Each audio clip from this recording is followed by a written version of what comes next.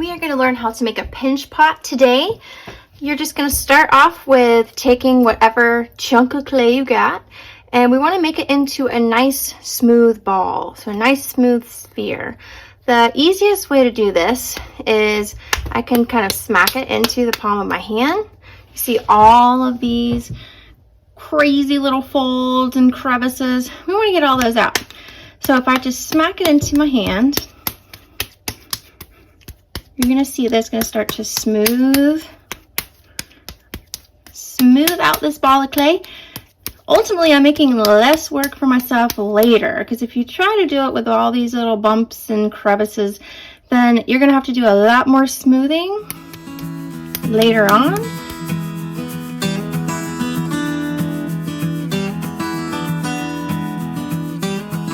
There we go. So I've got a nice smooth ball of clay now, much different than what we started with.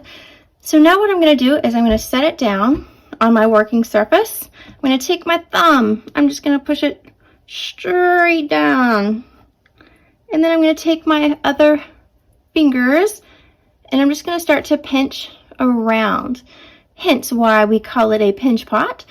So you can see where I just went straight down, being careful not to go too far because we don't want it to be going through the bottom, right?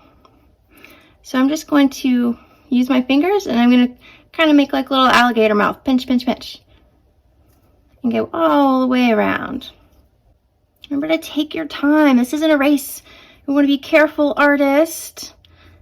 The more careful that you are earlier on, the less clean up and smoothing and everything that you got to do later.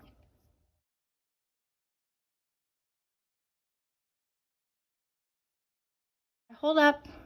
I'm about that. My walls are about that thick. And the bottom's actually okay. So remember my rule of thumb. You don't want anything thicker than this little part of your thumb. So keep on going.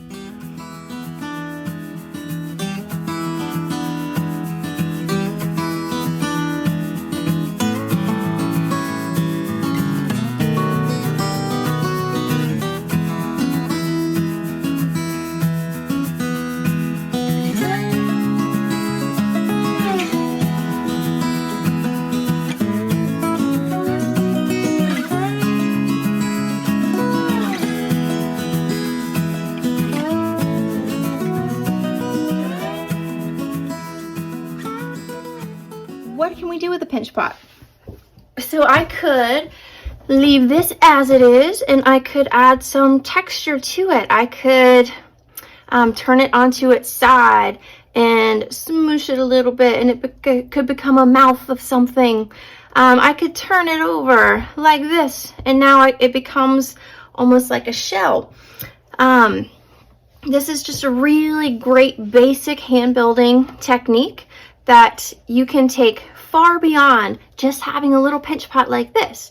But you could also take two pinch pots the same size and you could score and slip and you could build them together.